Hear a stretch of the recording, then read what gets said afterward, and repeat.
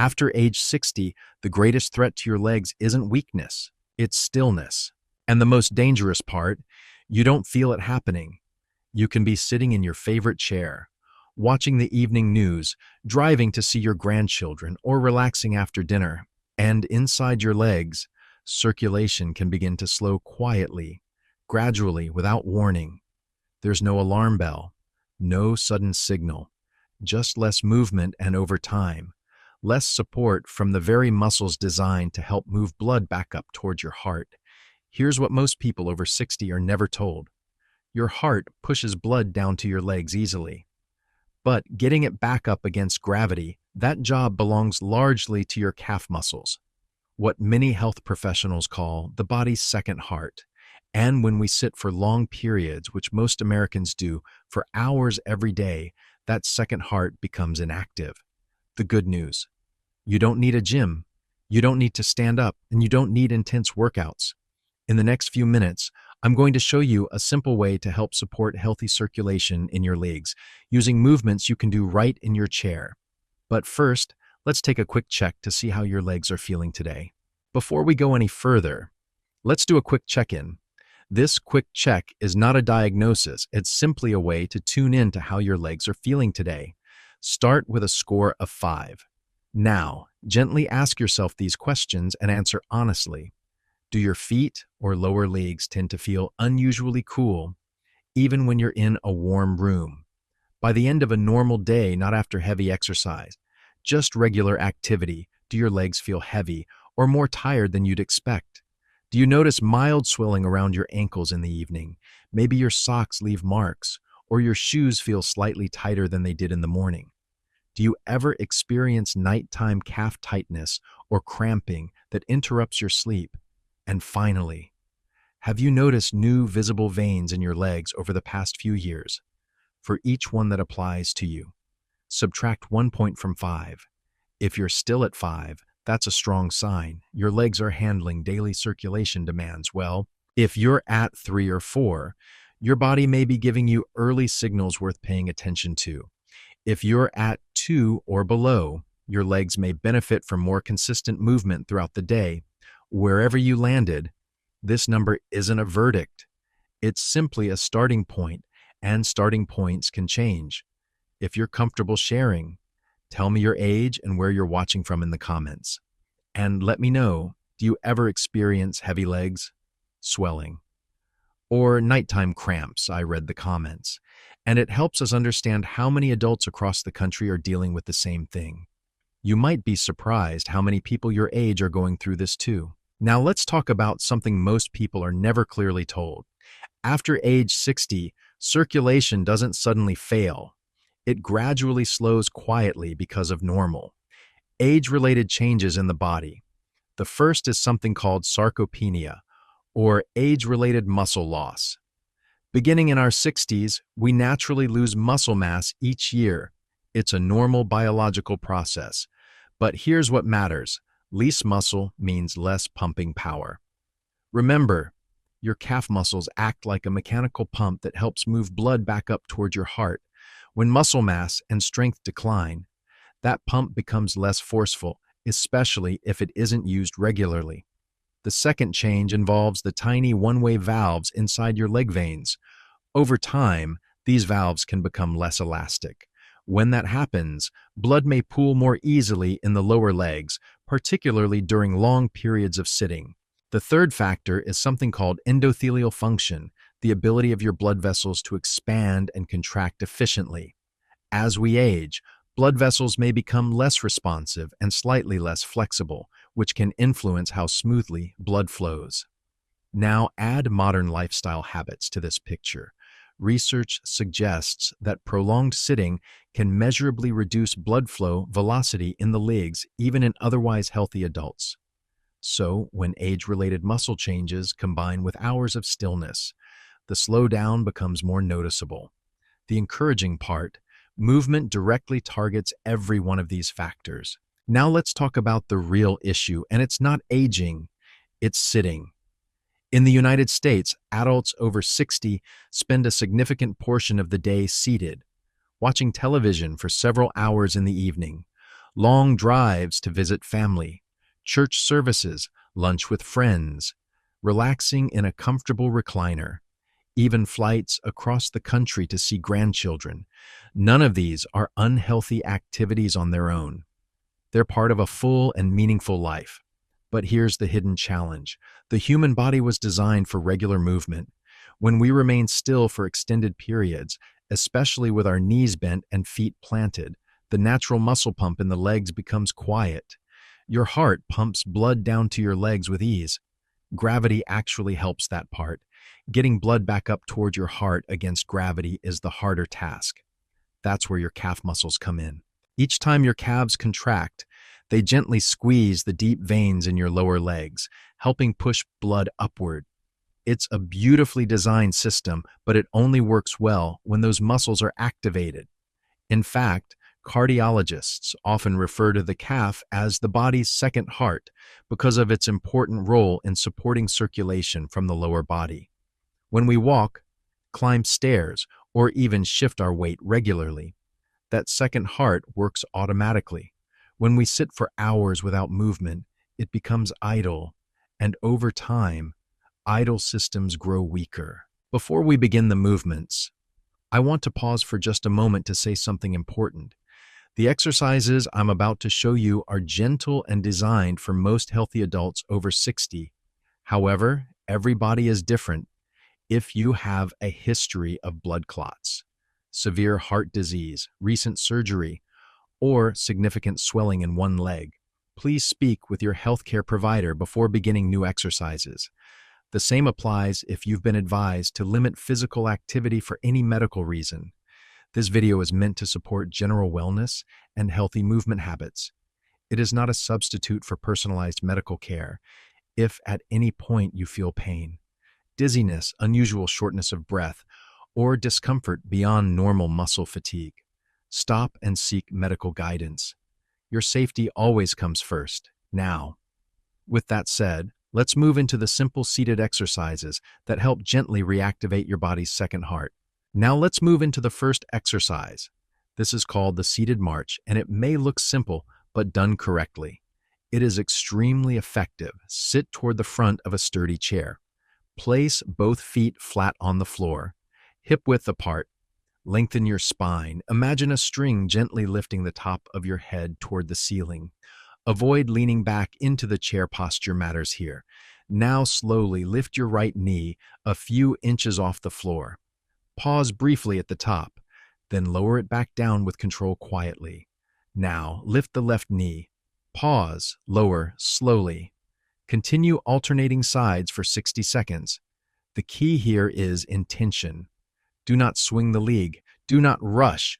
You want deliberate muscle engagement. As you lift your knee, focus on tightening the front of your thigh, your quadriceps. That contraction compresses the veins running through the upper leg, gently assisting blood upward. Here's where we improve on the basic version. When you consciously contract a muscle, you enhance something called neuromuscular activation. That simply means your brain and your muscle are communicating more efficiently. The stronger that signal, the more effective the muscle contraction and the more supportive it is for circulation. Now, as you lower your foot, resist gravity slightly. A slow, controlled descent keeps the muscle active on the way down.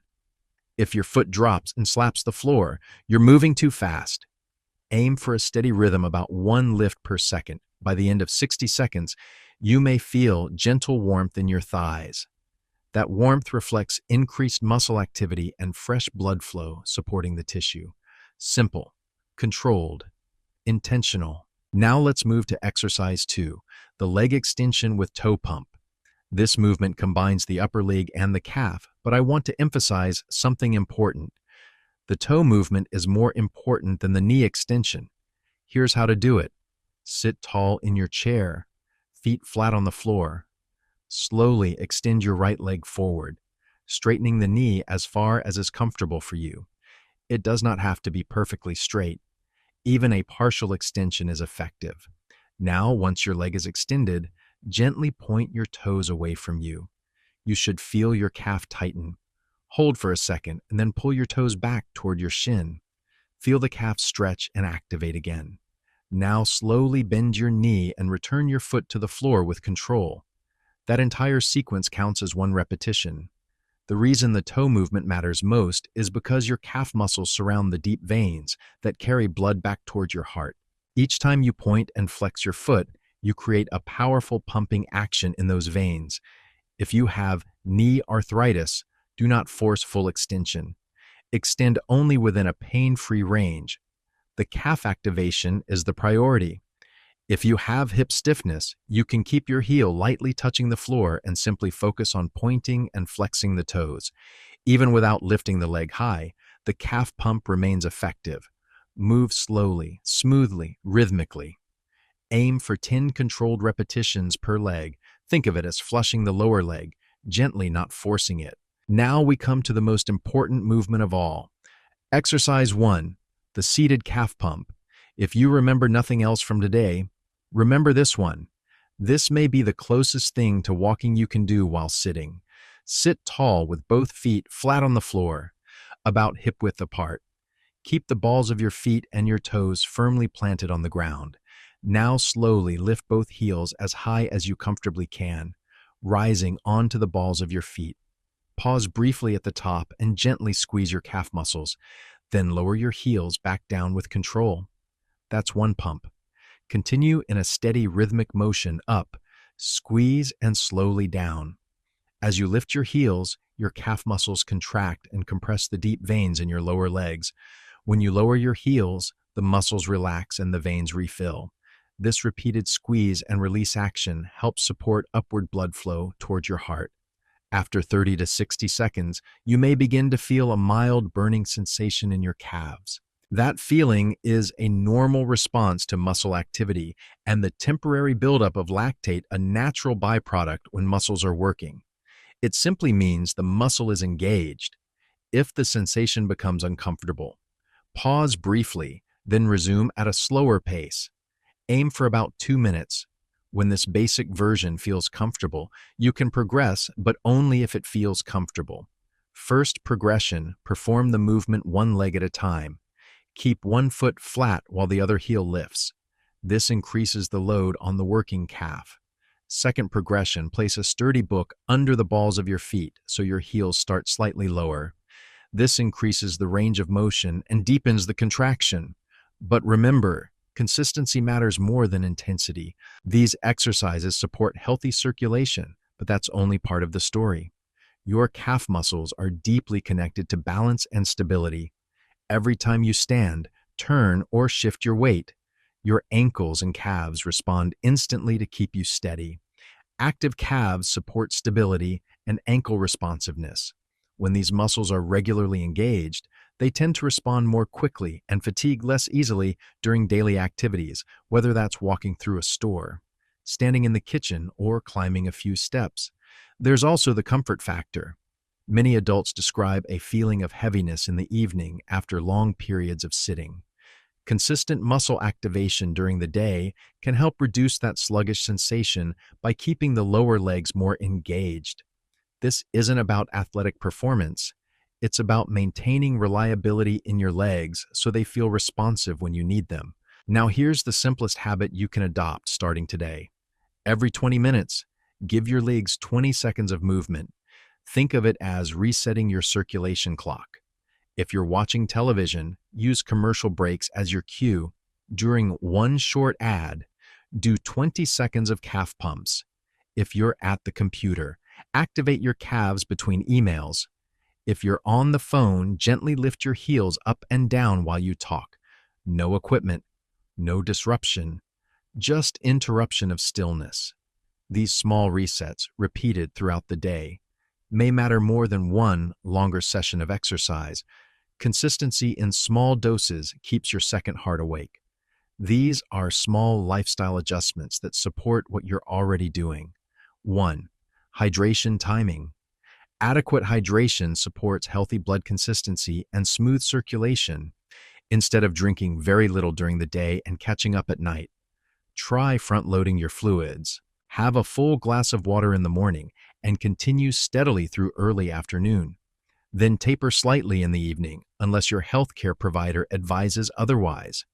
This supports daytime circulation and may reduce nighttime fluid discomfort. 2. Beets. Beets contain natural nitrates that may support blood vessel relaxation. You don't need large amounts. A few servings per week is reasonable for most people. If you are on blood pressure medication or medications affecting circulation, consult your provider before making significant dietary changes. 3. Avoid long periods of leg crossing. When you cross one leg over the other for extended periods, you compress the veins behind the knee.